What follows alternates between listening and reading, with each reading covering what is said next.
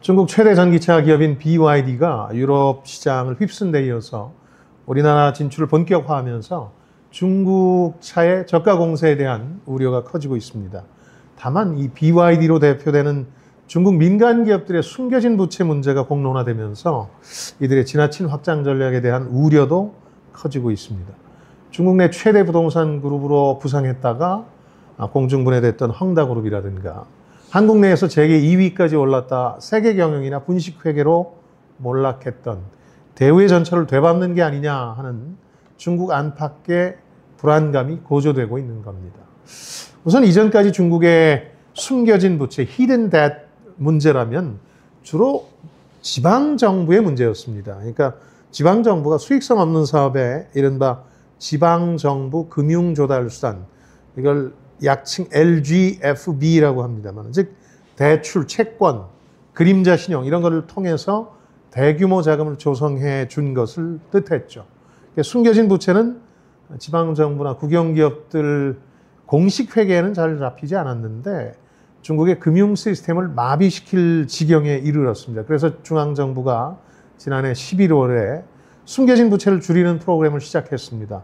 그 규모가 무려 1조 4천억 위안, 우리 돈으로 289조 원에 달했습니다.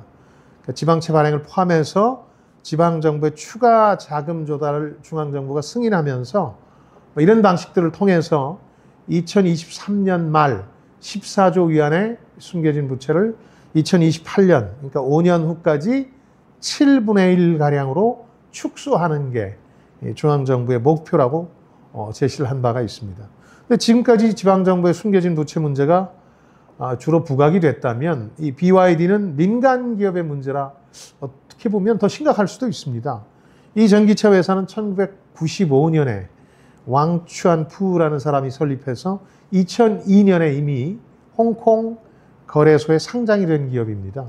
그러니까 블룸버그 통신 보도로 알려진 이 회사의 숨겨진 부채 규모는 약 우리 돈으로 64조 원 정도인데 이게 공개된, 그러니까 회계장부상 기록된 부채의 10배가 넘는다는 겁니다.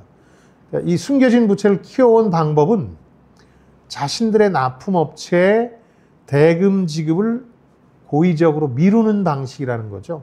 말하자면 공급망을 악용하는 건데, 그러니까 BYD에 납품을 하면 대금 지급을 275일이나 지나야 해준다는 겁니다. 보통 뭐 두석 달 늦어져야 이렇게 하는 것과 비교해도 이건 좀 뭔가 문제가 있는 거죠. 그러니까 이건 실은 미지급금으로 분류가 돼서 실질적인 부채라고 볼 수 있는데 이걸 회계에 정확하게 반영하지 않았다는 지적이죠.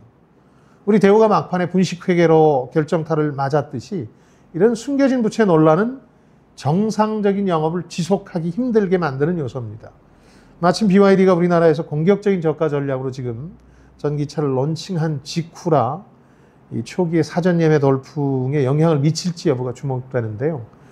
홍콩 증시에 상장된 중국의 대표 기업이 이 정도라면 실제 중국 민간 기업들 부채 규모는 상상을 초월할 수도 있습니다. 그러니까 중국 정부가 지방에 숨겨진 부채를 줄이기 위해서 안간 힘을 쓰는 와중에 또 민간 기업들의 부채 문제가 터져 나온 거기 때문에 중국 증시나 금융, 경제에 이 문제가 어떤 영향을 미칠지, 혹시 부정적 영향이 커지지 않을지 이것도 예의주시하셔야 되겠습니다.